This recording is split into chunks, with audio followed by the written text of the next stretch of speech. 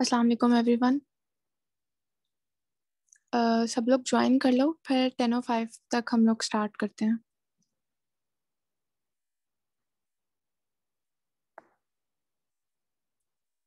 और अगर आवाज़ में कोई डिस्टॉर्शन है तो अभी बता दो।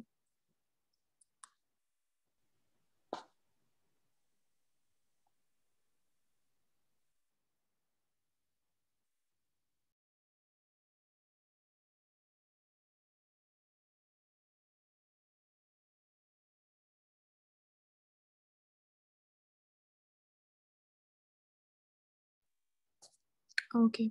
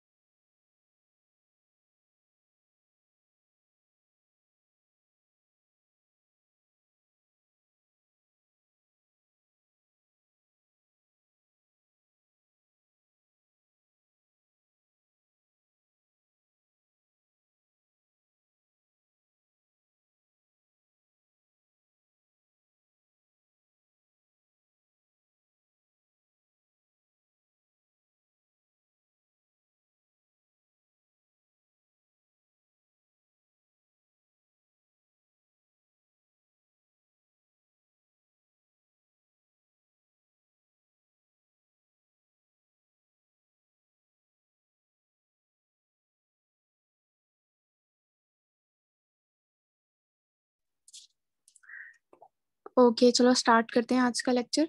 मैं स्क्रीन शेयर कर रही हूँ, मुझे बताना कि स्क्रीन शेयर हो रही है या नहीं हो रही है।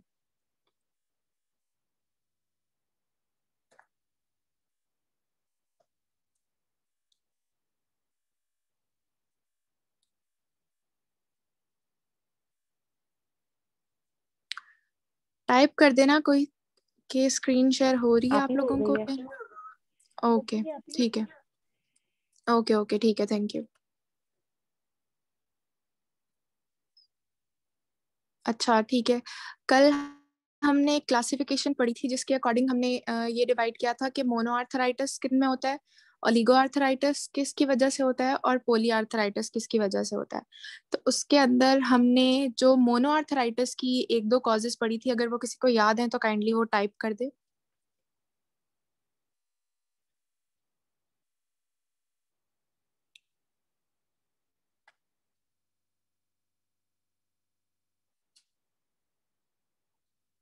Yes exactly. और दूसरा किसी को याद है कि दूसरा किस में होता था mono arthritis?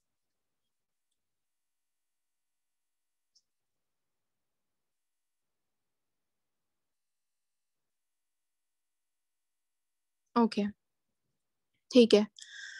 Mono arthritis. Yes. आवाज कट रही है या क्लियर है? क्लियर है आप? ओके।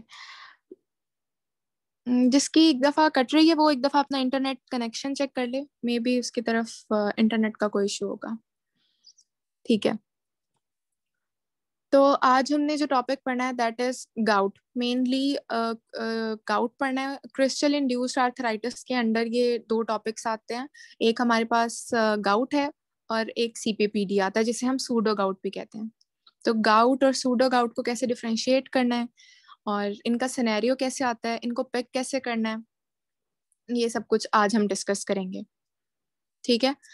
तो बेसिकली इस दफ़ा भी मैंने आपको कल भी बताया था कि जो गाउट है इस दफ़ा भी हमारे प्रॉफ का सिनेरियो था 2020 का जो हमारा प्रॉफ हुआ अभी रिसेंटली, उसके अंदर भी ये वाला सिनेरियो आया हुआ था। वो भी हम लास्ट पे डिस्कस करते हैं कि किस तरह इसका सिनेरियो आया हुआ था प्रॉफ में। ठीक है। अच्छा, जहां पर भी आवाज क्लियर ना हो और जहां पर भी किसी का क्वेश्चन हो तो वो टाइप कर दे क्वेश्चन में, मैं उसका आंसर कर दूंगी। ओके, स्टार्ट करते हैं। अच्छा, पहले तो क्रिस्टल इंड्यूस आर्थराइटिस मतलब होता क्यों है? एक मिनट।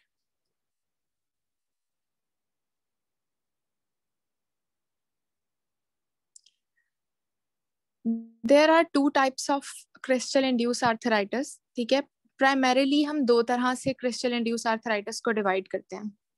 ठीक है, कोई प्राइमरी पैथोजेनिक एजेंट हो सकता है जो कि आपका क्रिस्टल इंड्यूस आर्थराइटिस करा सकता है। Secondly, there can be any accessory factor जिसकी वजह से जो है क्रिस्टल इंड्यूस आर्थराइटिस हो सकता है। इसका मतलब क्या है? प्राइमरी पैथोजेनिक का मतलब है जैसे कि गाउट है, गाउट के अंदर यूरिक एसिड की कंसंट्रेशन ज्यादा है तो हमारे पास गाउट हो रहा है। ठीक है। देन सेकेंडली हमारे पास है एक्सेसरी फैक्टर।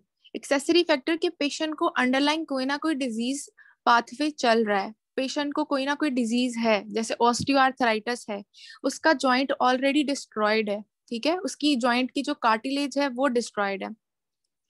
तो वो एक ऐसी इन्वायरमेंट क्रिएट कर देती है कि वहां पर क्रिस्टल जो है वो डिपॉजिट हो सकते हैं। ठीक है, ये दो चीजें हैं। एक हमारे पास प्राइमरी पैथोजेनिक एजेंट है जिस तरह की हमारे पास यूरिक एसिड की कंसंट्रेशन ज्यादा होगी तो गाउट के अंदर वो वाला पाथवे चल रहा होता है। ठीक है। और एक मिनट।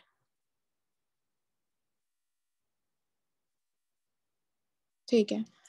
और एक्सेसरी फैक्टर के अंदर कोई ना कोई अंडरलाइंग डिजीज पाथवे होता है, सेकेंडरीली चल रहा होता है और उसके ऊपर क्रिस्टल्स की डिपॉजिशन स्टार्ट हो जाती है। वो एक ऐसा इन्वायरमेंट क्रिएट कर देती है कि वहां पर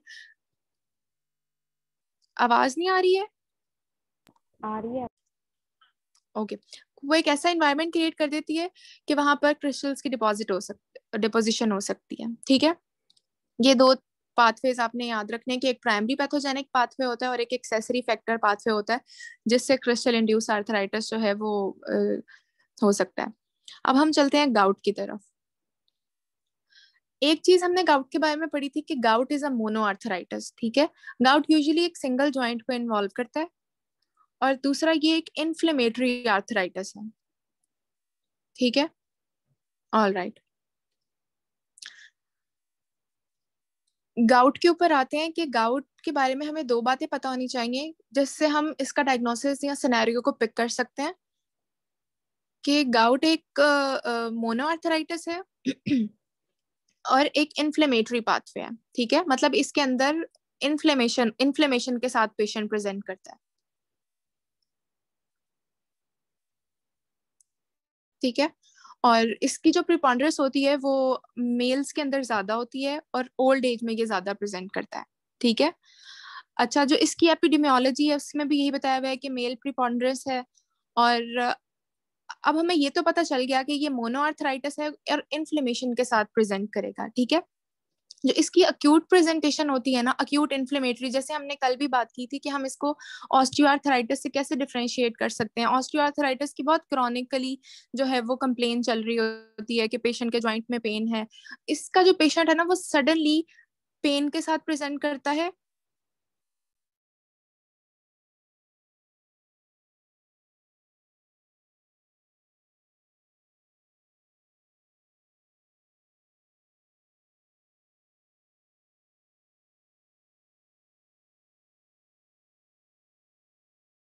आप ये बात नहीं आ रही।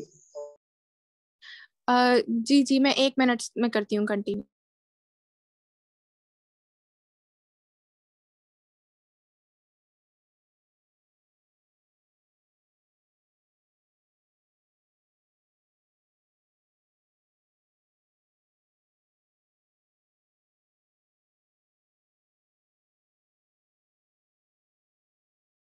ओके, अब हम चलते हैं कि हमने गाउट के बारे में दो तीन बातें कर ली। अब हम चलते हैं कि गाउट की कॉजेस क्या होती हैं, गाउट के लिए रिस्क फैक्टर्स क्या होते हैं।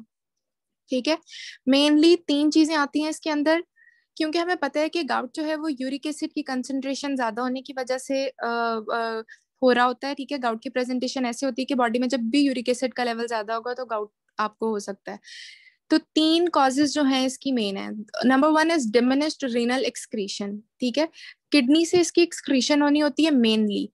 तो अगर किडनी से एक्सक्रीशन जो है वो कम हो जाएगी तो एक कॉज है, और यही एक कॉज 90% ऑफ द कॉजेज में से एक है, ठीक है।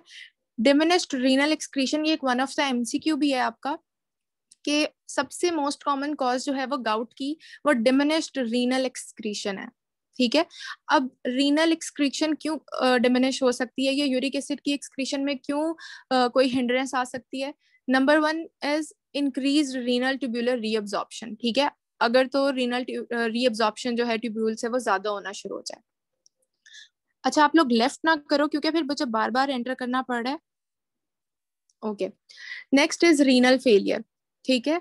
Lead toxicity, lactic acidosis, alcohol, और मोस्ट कॉमन जिससे आपको सिनेरियो पिक होगा ना, जिसका आपको सिनेरियो में हिंट दिया जाता है, दैट इज ड्रग्स, ठीक है। ड्रग्स के अंदर थायराइड डायूरेटिक्स जो हैं ये क्या करते हैं, ये आपकी रीनल ट्यूबुलर रीअब्जॉर्प्शन को एनहांस कर देते हैं, जिसकी वजह से बॉडी में जो यूरिक एसिड का लेवल ज्यादा हो जाता है और एक्सक्रीशन कम हो जाती है। तो आपका सिनेरियो हमेशा आपको थायराइड डायूरेटिक्स के साथ आता है, ठीक है। पेशेंट को बता दिया जाता है कि पेशेंट हाइड्रोक्लोरोथायराइड पे है, ठीक है। सम ऑफ द एस इनहिबिटर्स भी जो हैं वो भी यूरिक एसिड के लेवल्स को ज्यादा करते हैं, ठीक है। तो आपने ये याद रखना है, थायराइड की बहुत ज्यादा एसोसिएशन है इसके साथ। कुछ मीट के अंदर, रेड मीट के अंदर, गेम मीट के अंदर, गेम मीट लैंड मैमल्स को कहते हैं, ठीक है, सी फूड के अंदर, ये अगर ये डाइटरी इनटेक ज्यादा होने की वजह से बॉडी में यूरिक एसिड का लेवल ज्यादा हो जाता है। Then there is increase production, ठीक है। इंक्रीज प्रोडक्शन में कुछ हमारे पास इनहेरिटेड डिसऑर्डर्स आ जाते हैं, जैसे लीश-नेहान सिंड्रोम है, एचपीआरटी म्यूटेशंस की वजह से, एंजाइम डेफिशिएंसी की वजह से, ठीक है। और इसके अलावा कुछ इंक्रीज प्रोडक्शन कुछ हमारे पास हिमेटोलॉजिकल डिसऑर्डर्स के अंदर होती है, myeloproliferative disorders, psoriasis, high fructose intake and glucose storage diseases, ठीक है। Basically they lead to increase purine metabolism, जिसके बाद आपका जो एंड प्रोडक्ट बनता है दैट इज यूरिक एसिड, तो जिससे यूरिक एसिड का लेवल जो है वो ज्यादा हो जाता है। पैथोफिजियोलॉजी हमारे मेडिसिन में इतनी ज्यादा इंपॉर्टेंट नहीं होती। हमारे मेडिसिन में इन्वेस्टिगेशंस और ट्रीटमेंट और किस तरह से पेशेंट प्रेजेंट कर रहा है, ये 3 चीजें बहुत ज्यादा इंपॉर्टेंट है। लेकिन पैथोफिजियोलॉजी का को समझने के लिए, ये यूरिक एसिड का मेटाबॉलिज्म को समझने के लिए, ये जो 24.24 जो फिगर है ना, आप लोग ये देख लो बुक में। सबसे पहले जो डाइटरी इनटेक है, और हमारे पास जो हमारे बॉडी के अंदर प्रोडक्शन हो रही है प्यूरिन के सैल्वेज पाथवे की वजह से और de novo synthesis of purine की वजह से, जो मेटाबॉलिज्म का एंड प्रोडक्ट बनता है ना, वो सारा चल रहा है। तो जो एक हमारे पास इंटरमीडिएट कंपाउंड बनता है दैट इज आइनोसिन। आइनोसिन से हाइपोजेंथीन बनता है। हाइपोजेंथीन पे एक एंजाइम हाइपोजेंथीन ऑक्सीडेज एक्ट करता है और वो जेंथीन में उसकी कन्वर्जन करा देता है, ठीक है। जेंथीन पर फिर दोबारा जेंथीन ऑक्सीडेज एक्ट करेगा और जो लास्ट प्रोडक्ट है दैट इज यूरिक एसिड। अब यूरिक एसिड की जो हमने सबसे ज्यादा बात की थी कि किडनी से एक्सक्रीशन होनी होती है मेनली, ठीक है, रीनल एक्सक्रीशन होनी होती है, और इंटेस्टाइनल एक्सक्रीशन भी, मतलब थोड़ी सी इंटेस्टाइनल एक्सक्रीशन भी हो सकती है। अब इन्हीं इन्हीं जगहों पर प्रॉब्लम आएगा तो बॉडी के अंदर जो है वो यूरिक एसिड का लेवल ज्यादा हो सकता है। या तो ये जो एंडोजिनस प्यूरिन्स बन रही हैं इनकी प्रोडक्शन ज्यादा हो जाए, ठीक है। वो क्यों हो सकती है, माइलोप्रोलिफरेटिव डिसऑर्डर्स, सोराइसिस या लीश-नेहान सिंड्रोम की वजह से, या डाइटरी प्रोटीन ज्यादा हो जाए, हमारा डाइटरी इनटेक ज्यादा हो जाए, तो इसकी वजह से यूरिक एसिड का लेवल ज्यादा हो जाता है, ठीक है। लास्टली जो 90% ऑफ द कॉज होती है that is renal excretion of the uric acid, अगर वो डिक्रीज हो जाए, जो ऑलरेडी हम ऊपर कॉजेस पढ़ चुके हैं, तो उसकी वजह से यूरिक एसिड का लेवल जो है वो बॉडी में ज्यादा होता है और गाउट की प्रेजेंटेशन होती है, ठीक है। पैथोफिजियोलॉजी में यही सब कुछ लिखा हुआ है जो हमने causes of hyperuricemia and gout और यूरिक एसिड मेटाबॉलिज्म की बात की है, ठीक है।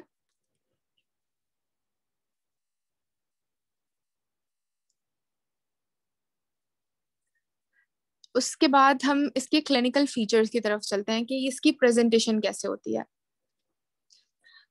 अच्छा, अब ये जितने भी रिस्क फैक्टर्स हैं बेसिकली ये क्या कराते हैं, ये यूरिक एसिड की डेपोजिशन स्टार्ट करा देते हैं, ठीक है। यूरिक एसिड क्रिस्टल्स की डेपोजिशन, मोनोसोडियम यूरेट क्रिस्टल्स की डेपोजिशन स्टार्ट करा देते हैं in the joint space, in the synovium, ठीक है। उसकी वजह से इन्फ्लेमेशन होती है, इरिटेशन होती है, और ये जो पेशेंट की प्रेजेंटेशन होती है ये इन्हीं मोनोसोडियम यूरेट क्रिस्टल्स की वजह से हो रही होती है, ठीक है। कोई भी स्ट्रेस, कोई भी इंफेक्शन रिसेंट, ठीक है, कोई भी ट्रॉमा, ये एनहांस कर सकती है इस प्रेजेंटेशन को। तो क्लिनिकल फीचर्स में कैसे प्रेजेंट करता है पेशेंट? सबसे पहले the classical presentation is with an acute monoarthritis, ठीक है। पेशेंट एक सिंगल जॉइंट इन्वॉल्व होता है, और ओवर 50% ऑफ द केसेस में मेटाटार्सोफेरेंजियल जॉइंट की इन्फ्लेमेशन होती है, ठीक है। बिग टो के इन्फ्लेमेशन के साथ पेशेंट आपके साथ प्रेजेंट करेगा। आपके क्लिनिकल सिनेरियोज में भी मोस्ट ऑफ द टाइम्स आपको एमटीपी जॉइंट जो है, बिग टो का जॉइंट है, मेटाटार्सोफेरेंजियल जॉइंट, फर्स्ट एमटीपी जॉइंट, इसके बारे में बताया होता है, ठीक है, कि पेशेंट आपके पास आया है बिग टो की इन्फ्लेमेशन के साथ। और जो साइंस होते हैं वो क्या होते हैं? सबसे पहला टिपिकल फीचर्स जो होते हैं, रैपिड ऑनसेट ऑफ पेन है, जो कि 2 to 6 आवर्स में मैक्सिमम स्वेरिटी पे चली जाती है, ठीक है। और पेशेंट इस पेन को रेफर करता है वर्स्ट पेन एवर के साथ, बहुत ज्यादा स्वेयर पेन होती है, ठीक है। एक्सट्रीम टेंडरनेस होती है, और स्वेल किया होता है प्रॉपर जॉइंट आपका, रेड वार्मथ, ठीक है। ये जितने भी इन्फ्लेमेटरी साइंस है ना वो यहाँ पर पूरे मिल रहे होते हैं आपको, और with in a day patient present कर जाता है आपके पास। महाम, आपको आवाज नहीं सी आ रही?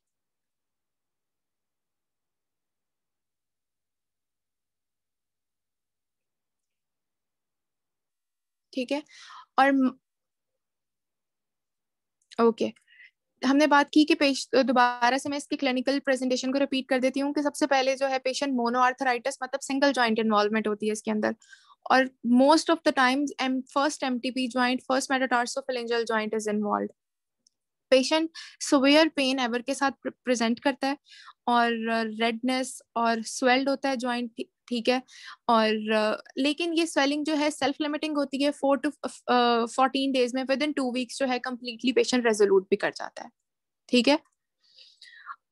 अब यहाँ पर बात आती है, अच्छा इसके साथ क्योंकि इन्फ्लेमेशन है तो सिस्टेमिक साइंस भी आपको मिल सकते हैं, पेशेंट फीवर, मलेज, एंड इवन अगर बहुत ज्यादा स्वेयर है तो इवन डिलीरियम के साथ भी प्रेजेंट कर सकता है, ठीक है। अच्छा, अब ये देखो, इतनी ज्यादा अक्यूट इन्फ्लेमेटरी प्रेजेंटेशन है, तो इसके डिफरेंशियल डायग्नोसिस में सबसे पहले हमने सेप्टिक आर्थराइटिस रखना है। तो दो हमने डिजीजेस पढ़ी थी ना मोनो आर्थराइटिस के अंदर, जो कॉजेज बताई थी मैंने आपको, वो एक थी गाउट, और जो दूसरी थी दैट इज सेप्टिक आर्थराइटिस, ठीक है। तो इसका जो मेन डिफरेंशियल डायग्नोसिस है ना, दैट इज सेप्टिक आर्थराइटिस। और दूसरा डिफरेंशियल डायग्नोसिस क्या हो सकता है? इन्फेक्टिव सेलुलाइटिस, ठीक है। वो भी पेशेंट ऐसे ही प्रेजेंट करेगा, लेकिन उसकी जो प्रेजेंटेशन होती है वो ज्वाइंट की इन्वॉल्वमेंट के साथ नहीं होती, वो ओवरलाइंग स्किन सबकुटेनियस टिश्यू को इन्वॉल्व कर रहा होता है, ठीक है। तो इसके जो दो मेन डिफरेंशियल डायग्नोसिस है ना, एक सेप्टिक आर्थराइटिस है और एक इन्फेक्टिव आर्थराइटिस है। ये दो इसकी डिफरेंशियल डायग्नोसिस आपने याद रखना है, ठीक है। ये चीज होगी इसकी क्लिनिकल प्रेजेंटेशन क्या होती है। अच्छा, यही क्रिस्टल्स जब डिपॉजिट होना शुरू होते हैं ना ज्वाइंट के अंदर, तो एक नोड्यूल की जब कलेक्शन हो जाती है क्रिस्टल्स की एक जगह पर, तो नोड्यूल्स बनते हैं जिन्हें हम टोफाई कहते हैं। ये हम चीज पैथोलॉजी में भी पढ़ चुके हैं, ठीक है। और इन टोफाई की जो मतलब प्री डायलेक्शन है, प्री डायलेक्शन साइट्स हैं कि किन साइट्स पे ज्यादा डिपॉजिट होते हैं, तो extensor surfaces of finger, hands, forearm, elbows. ये चीज मैं इसलिए बता रही हूँ कि ये चीज आपको एमसीक्यू में पूछी जा सकती है, ठीक है। ये इन जगहों पर ज्यादा डिपॉजिट होते हैं। फिर से रिपीट करती हूँ कि what are tophi. Tophi basically collection of crystals हैं जो कि एक नोड्यूल की फॉर्म में डिपॉजिट हो जाते हैं, जिन्हें हम टोफाई कहते हैं। और ये किन किन साइट्स पे ज्यादा डिपॉजिट हो सकते हैं? Extensor surface of fingers, hands, four arm और एल्बोज पे डिपॉजिट हो सकते हैं। इसके अलावा एक्लीज टेंडन और sometimes helix of the year पे, ठीक है। अच्छा, अब हमने दो इन्वेस्टिगेशंस पढ़ी थी, अब इन्वेस्टिगेशंस पे चलते हैं। दो इन्वेस्टिगेशंस हमने मेन पढ़ी थी गाउट के लिए। मैंने बताया था कि रूमाटोलॉजी में दो इन्वेस्टिगेशंस बहुत इंपॉर्टेंट है, एक एक्सरे ऑफ द जॉइंट, और दूसरी चीज क्या बताई थी? एस्पायरेशन ऑफ द जॉइंट, ठीक है।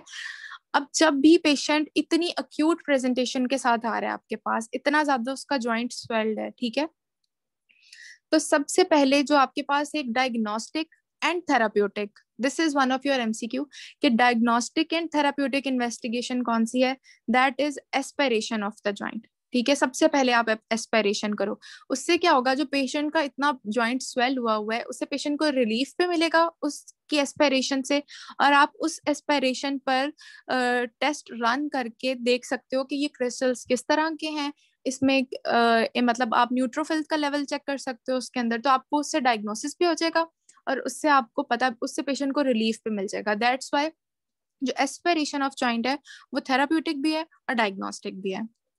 ठीक है, तो सबसे पहले आपने एस्पिरेशन ऑफ जॉइंट करनी है। जो चीज हमारी बुक में मेंशन नहीं है कि जो इसके क्रिस्टल्स होते हैं यूरिक एसिड के क्रिस्टल्स, वो नेगेटिवली बायरिफ्रिंजेंट और नीडल शेप क्रिस्टल्स होते हैं, इसके बारे में आपने ये याद रखने हैं 2 पॉइंट्स।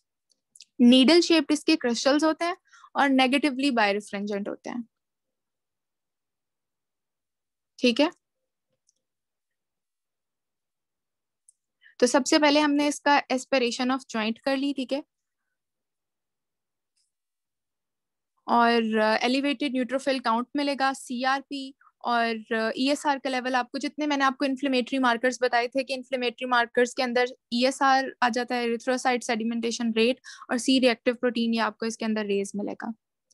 ठीक है, और सबसे मेन इसकी इन्वेस्टिगेशन है एस्पिरेशन ऑफ जॉइंट। तो अगर आपको पूरा सिनेरियो गाउट का बता दिया और अक्यूट प्रेजेंटेशन है गाउट की, और within 2 to 6 hours patient आपके पास प्रेजेंट कर गया है, तो what is the first investigation you will do, you will perform aspiration of the joint.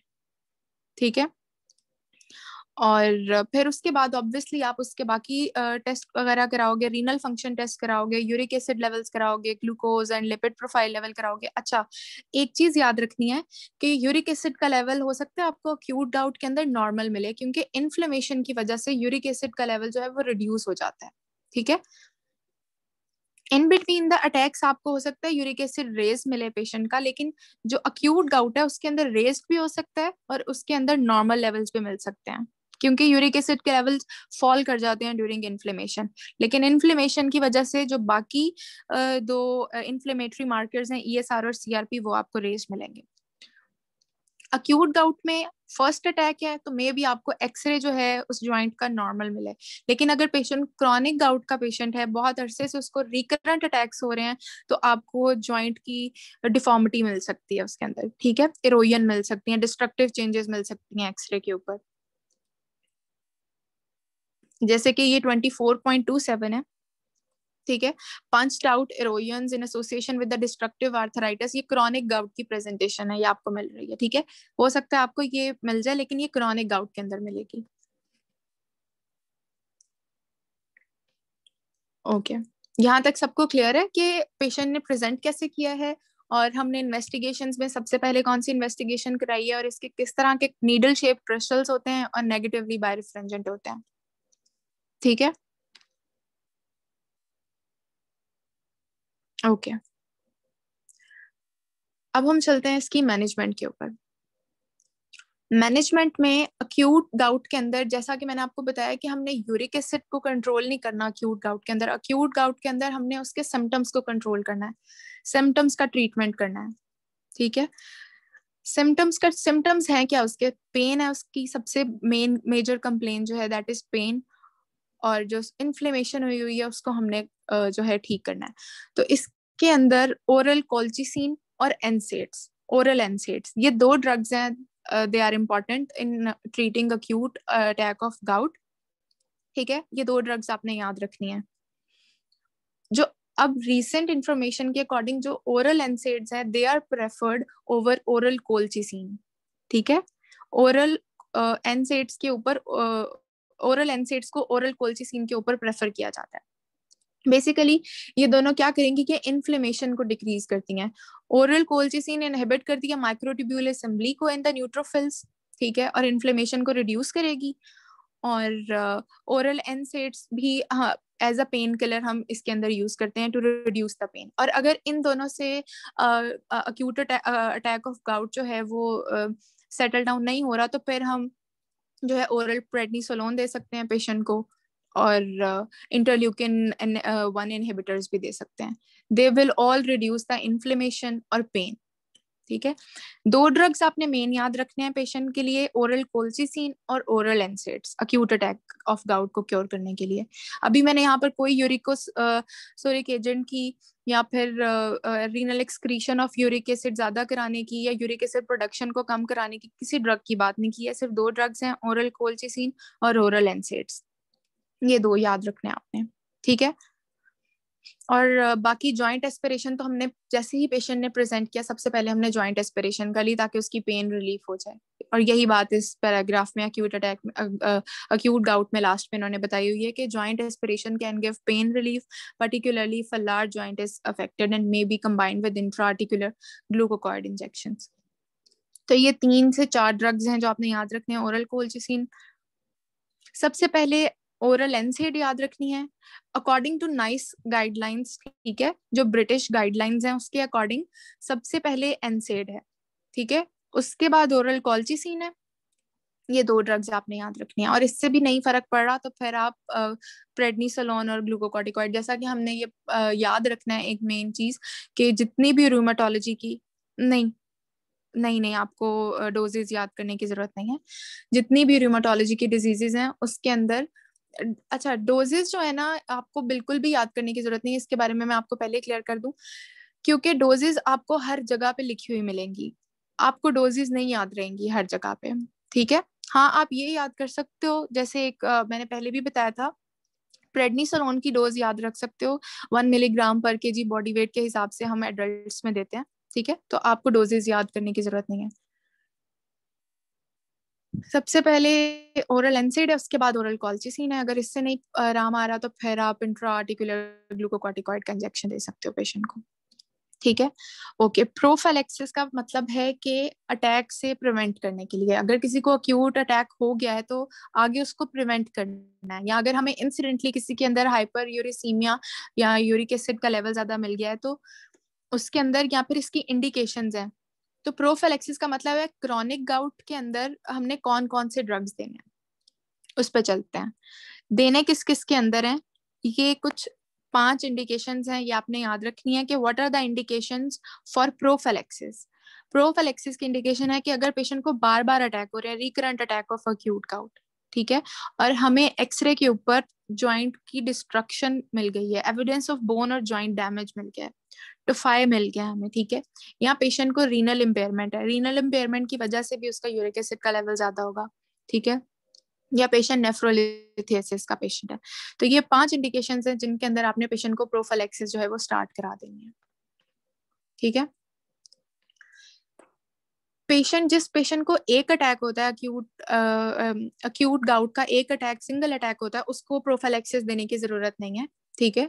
लेकिन जिनको एक से ज्यादा विद इन 12 मंथ्स अटैक होते हैं तो उनको आपको मतलब रिकरेंट अटैक्स होते हैं उनको आप स्टार्ट करा देते हो। तो कौन कौन सी थेरेपी, अच्छा एक चीज याद रखनी है कि देयर इज अ क्वेश्चन कि व्हाई एलोप्यूरिनोल, अगर ये यूरिक मतलब यूरेट लोअरिंग ड्रग है एलोप्यूरिनोल, तो हम ये अक्यूट अटैक में क्यों नहीं देते हैं, ठीक है। तो अक्यूट अटैक में इसलिए नहीं देते हैं क्योंकि ये क्रिस्टल्स की डिसोल्यूशन स्टार्ट करा देती है, जैसे ही क्रिस्टल्स की डिसोल्यूशन स्टार्ट कराएगी वो जॉइंट को इरिटेट करेंगे और वो फ्लेयर ऑफ अक्यूट अटैक करा सकती है, ठीक है। ये फ्लेयर कराती है अक्यूट अटैक का एलोप्यूरिनोल, तो इसलिए हम इसको अक्यूट गाउट को ट्रीट करने के लिए नहीं देते हैं, लेकिन प्रोफिलैक्सिस में इसका रोल है, ठीक है। तो एलोप्यूरिनोल देते हैं सबसे पहले। Allopurinol is the drug of choice, ये ज़ैंथीन ऑक्सीडेज को इनहिबिट करेगी। हमने पढ़ा था कि ज़ैंथीन ऑक्सीडेज यूरिक एसिड में कन्वर्ट कराती है, तो वहां से उसकी कन्वर्जन स्टॉप हो जाएगी और यूरिक एसिड का लेवल जो है वो कम हो जाएगा बॉडी के अंदर, ठीक है। तो एक हमने ऑलरेडी बात की कि ये एलोपेरिनोल जो है ये फ्लेयर कराती है अक्यूट अटैक के, ठीक है, अक्यूट गाउट के फ्लेयर्स कराती है। तो ये पेशेंट को हमने ऑलरेडी एजुकेट करना है कि हो सकता है आपको इस ट्रीटमेंट के दौरान जो है पेन हो काफी ज्यादा, लेकिन आपने ड्रग लेना नहीं छोड़नी है, आपने ट्रीटमेंट कंटिन्यू करनी है, ठीक है। तो आपने एलोप्यूरिनोल के साथ ये एजुकेट करना है पेशेंट को, और ओरल कोल्चिसिन इस पेशेंट की पेन को स्टॉप कराने के लिए साथ आपने पेशेंट को बता देनी है कि आप ओरल कोल्चिसिन ले सकते हैं जब भी आपको जो है इस एलोप्यूरिनोल की वजह से पेन हो जॉइंट के अंदर, ठीक है, तो आपने एक एलोप्यूरिनोल प्रोफिलैक्सिस में सबसे पहले देनी होती है। और रिस्क ऑफ फ्लेयर को रिड्यूस करने के लिए आप पेशेंट को ओरल कॉल्चिसिन या एनसेड दे सकते हो। अच्छा, तो जो ओरल कॉल्चिसिन है ना, उसकी जो एक्सक्रीशन होनी होती है वो that is primarily through renal system. और अगर किसी को रीनल इम्पेयरमेंट है, रीनल फंक्शन किसी का इम्पेयर्ड है, तो there is a second drug जो कि ज़ैंथीन ऑक्सीडेज को इनहिबिट करती है, दैट इज फिबुक्सोटैट। ठीक है, तो आप ये दे सकते हो पेशेंट को। ये जिनके अंदर एलोपिरिनोल कॉन्ट्राइंडिकेटेड है या जिनको रीनल इम्पेयरमेंट है, तो आप ये वाली ड्रग उनको दे सकते हो। ये 2 ड्रग्स हो गई। इसके अलावा कुछ यूरिकोसोरिक ड्रग्स होते हैं जो कि इसकी एक्सक्रीशन को ज्यादा कराते हैं। ठीक है, एक तो प्रोडक्शन को कम करा रहे हैं, और वो ड्रग्स जो इसकी एक्सक्रीशन ज्यादा करा रहे हैं, दैट इज प्रोबेनिसिड, सल्फाइन, पायराजोन। ठीक है, ये 2-3 ड्रग्स हैं जो कि यूरिक एसिड के लेवल को कम कराएंगे। कैसे? रीनल के थ्रू एक्सक्रीट करा के। ठीक है, ये 2 ड्रग्स दे सकते हो। अगर इन सबसे कोई आपको क्योर नहीं हो रहा है, आप ट्रीट नहीं हो पा रहा है, और कोई फायदा नहीं हो रहा, तो then there is enzyme uricase. ठीक है, पेग्लोटिकेज एक ड्रग होता है, वो दे सकते हो पेशेंट को। ठीक है, ये जो कि टोफेशियस गाउट रेजिस्टेंट होते हैं ना, जो जो जितने भी गाउट बाकी ट्रीटमेंट को रेजिस्टेंट है ना, वो पेग्लोटिकेज एंजाइम पेग्लोटिकेज ड्रग उन पेशेंट्स को दी जा सकती है। ठीक है, और बाकी लाइफस्टाइल मेजर्स क्या बताओगे पेशेंट को? जितने भी रिस्क फैक्टर्स हमने पढ़ा है, जैसे अल्कोहल है, और या फिर ओबेसिटी, और कुछ एंजाइम और कुछ ड्रग्स हैं जैसे एस इनहिबिटर्स और थायराइड डायूरेटिक्स, ये सारे जो हैं इंक्रीज करते हैं यूरिक एसिड के लेवल्स को। ठीक है, तो आपने पेशेंट को कहना है कि अल्कोहल को अवॉइड करे, वेट लूज करे, और थायराइड और एंटी। अच्छा, अब आपको ये क्वेश्चन आ सकता है कि ये अभी तक वैसे क्वेश्चन आया नहीं है, लेकिन ये क्वेश्चन बन सकता है कि अगर पेशेंट ऑलरेडी एक हाइपरटेंसिव पेशेंट है और वो एस इनहिबिटर्स पे है, या थायराइड डायूरेटिक्स पे है, या बीटा ब्लॉकर्स पे है, they all increase the uric acid levels, तो वो कैसे उसको कौन सा ऐसा ड्रग दिया जा सकता है जो कि प्रिवेंट करेगा हाइपर यूरिसीमिया को इनके अलावा? तो आपके पास एक ARB है। ठीक है, एंजियोटेंसिन रिसेप्टर ब्लॉकर्स लोसार्टन। ठीक है, उसका यूरिकोसोरिक इफेक्ट होता है, that should be substituted for other drugs. ठीक है, आप इसको ये दे सकते हो। यहाँ तक क्लियर है सबको कि कौन कौन से प्रोफाइलैक्सिस में ड्रग्स देने हैं, कौन से अक्यूट अटैक में ड्रग्स देने हैं?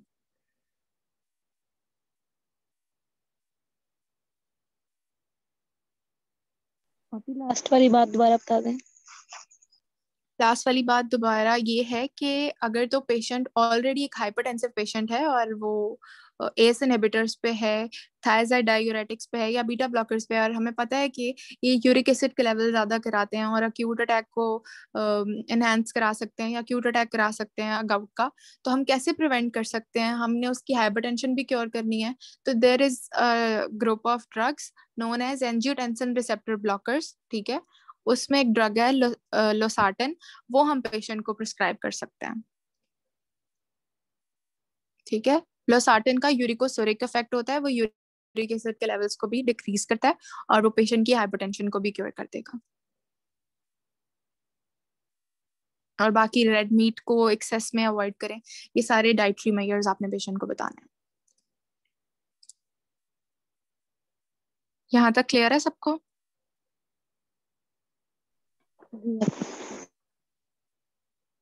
ओके, ठीक है। ओके, ठीक है। अच्छा, फिर हमारे पास एक टॉपिक है दैट इज सूडो गाउट। ठीक है, हमने 2 तरह के क्रिस्टल इंड्यूस आर्थराइटिस पढ़े थे, कि एक तो primary pathogenic agent that is uric acid के लेवल ज्यादा होने की वजह से, दूसरा हमने पढ़ा था एक्सेसरी फैक्टर की वजह से। एक्सेसरी फैक्टर क्या हो सकते हैं? These are the accessory factors. ठीक है, सूडो गाउट के लिए एक्सेसरी फैक्टर्स क्या हो सकते हैं? एज, ठीक है, डीजेनरेटिव चेंजेस की वजह से। ऑस्टियोआर्थराइटिस में ऑलरेडी जॉइंट की डिस्ट्रक्शन और कार्टिलेज की डिस्ट्रक्शन स्टार्ट हो जाती है, तो उस वो एक आपको इन्वायरमेंट प्रोवाइड करते हैं कि वहां पर कैल्शियम की डेपोजिशन हो सकती है। तो ये प्राइमरी हाइपरपैराथायरॉयडिज्म, जब पेशेंट को ऑलरेडी कैल्शियम का लेवल बॉडी के अंदर ज्यादा है। और some other risk factors, familial risk factors, haemochromatosis, iron जो है वो भी कैल्शियम की डेपोजिशन को, आयरन का जो ओवरलोड है बॉडी के अंदर, वो भी कैल्शियम की डेपोजिशन ज्वाइंट के अंदर ज्यादा कराता है, ज्वाइंट डैमेज कराता है। हीमोक्रोमाटोसिस में आर्थ्रोपैथीज हैं, तो जो कि इन्वायरमेंट प्रोवाइड करती हैं कैल्शियम की डेपोजिशन के लिए, और हाइपोमैग्नीसीमिया, विल्सन डिजीज, ये सारे रिस्क फैक्टर्स हैं जो कि सूडो गाउट को एनहांस कराते हैं या सूडो गाउट करा सकते हैं। ठीक है, सूडो गाउट को गाउट से इस तरह डिफरेंशिएट करते हैं या इसलिए इसको सूडो गाउट कहा जाता है क्योंकि प्रेजेंटेशन इसकी सेम अक्यूट प्रेजेंटेशन वैसी ही होती है जैसे गाउट का पेशेंट प्रेजेंट करता है, suddenly with acute attack of pain और रेडनेस ऑफ जॉइंट और स्वेलिंग ऑफ जॉइंट और विद इन 2 to 6 hours, इस तरह ही प्रेजेंटेशन होती है सूडो गाउट की। लेकिन जो अंडरलाइंग मैकेनिज्म होता है उसके अंदर यूरिक एसिड क्रिस्टल्स डिपॉजिट हो रहे होते हैं, मोनोसोडियम यूरेट क्रिस्टल्स, और इसके अंदर कैल्शियम पायरोफॉस्फेट डाइहाइड्रेट क्रिस्टल्स की डेपोजिशन हो रही होती है। ठीक है, सेम प्रेजेंटेशन है, रिस्क फैक्टर्स मैंने बता दिए हैं। जवेरिया, आवाज नहीं आ रही आपको?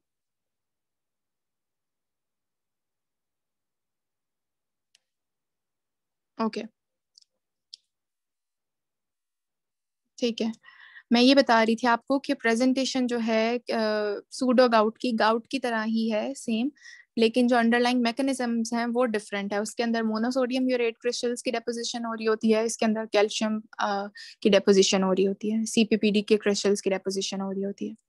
ठीक है, the typical presentation is with a swollen tender joint that is warm and erythematous with a large effusion, fever is common।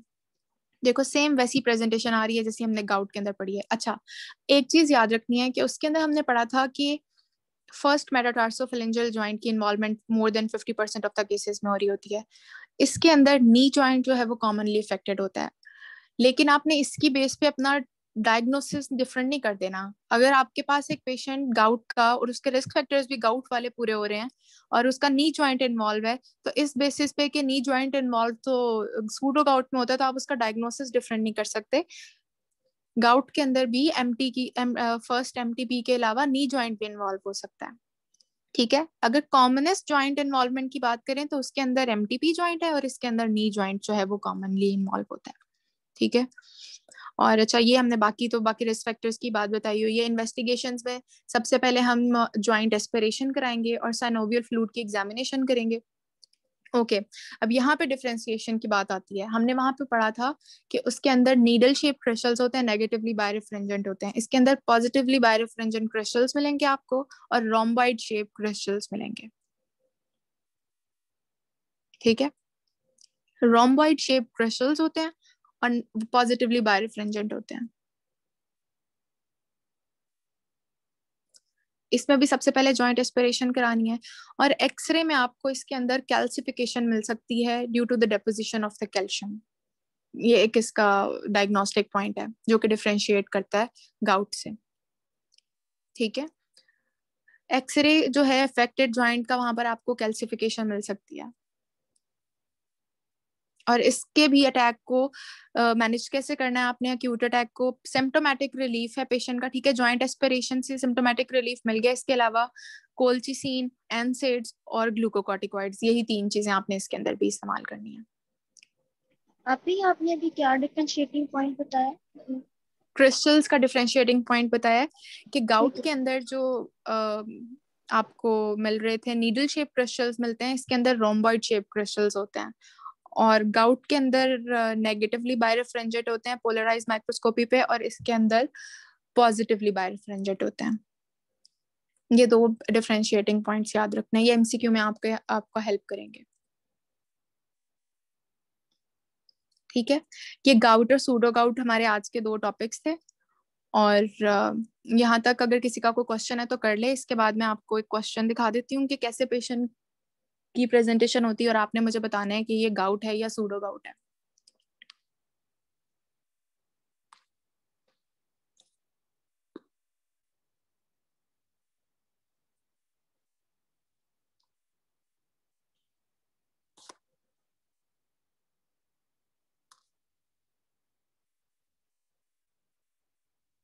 Okay ये स्क्रीन पे सबको नहीं, मारिया वो नहीं करना है, वो आप स्किप कर सकते हो।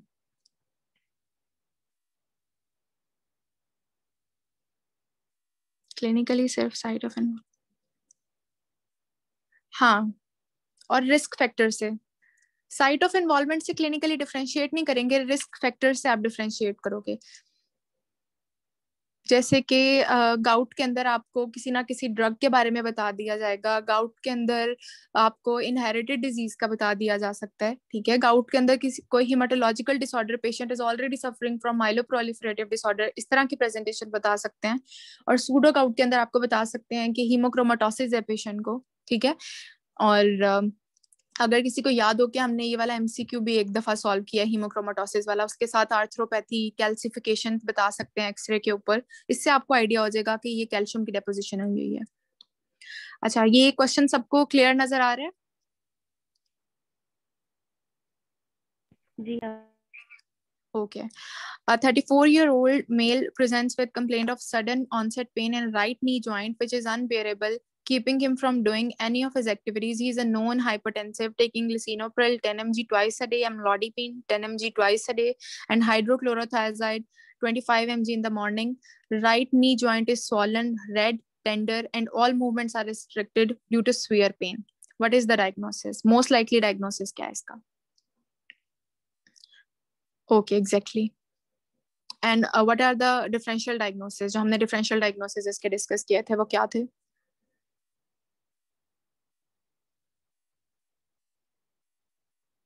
Infective yes, arthritis in septic. septic arthritis and infective cellulitis. Yes, exactly. ठीक है। And what is the most likely cause of this acute attack in this patient? इस पेशेंट को गाउट की क्या कॉज है? इसके अंदर क्या रिस्क फैक्टर है पेशेंट का? Thyroid diabetes. Yes, thiazide diuretics and even ACE inhibitors भी। लिसिनोप्रिल पे भी है पेशेंट, हाइड्रोक्लोरोथायजाइड, तो दोनों ड्रग्स ऐसे हैं जिससे यूरिक एसिड का लेवल बॉडी में ज्यादा हो सकता है और acute अटैक करा सकते हैं, ठीक है। एक मिनट और।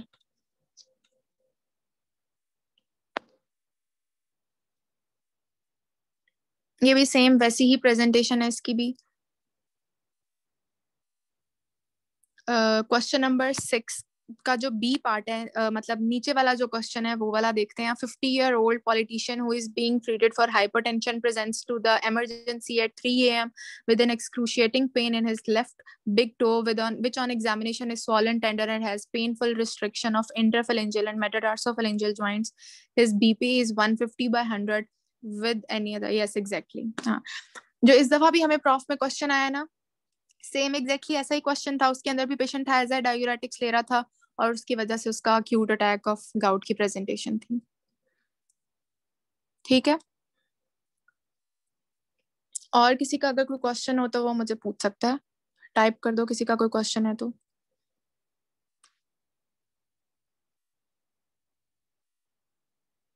डिफरेंशिएट आपने एक तो रिस्क फैक्टर्स की बेस पे करना है। अगर उन्होंने आपको पोलराइज्ड माइक्रोस्कोपी बता दी है और उसका वो एमसीक्यू पूछ सकते हैं कि किस टाइप के क्रिस्टल्स बनते हैं, कौन से पॉजिटिव होते हैं, कौन से नेगेटिव होते हैं, ये पूछा जा सकता है, ठीक है। और एसोसिएशंस लाजमी याद रखनी है। रिस्क फैक्टर्स के दोनों बॉक्सेस जो हैं डेविडसन के, वो आपने अच्छी तरह करने हैं कि उसके अंदर क्या क्या कॉजेज हैं, इसके अंदर क्या, और गाउट के अंदर क्या क्या कॉजेज हैं।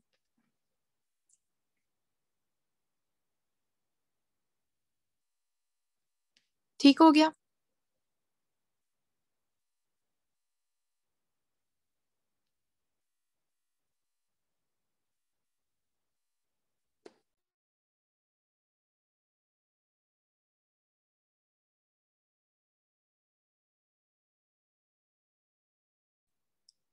ओके, मेरी तरफ से डन है आज का। कल हम लोग करेंगे स्पॉन्डाइलो आर्थ्रोपैथीज, या फिर हम लोग देखते हैं रूमेटॉइड आर्थराइटिस कर लेते हैं।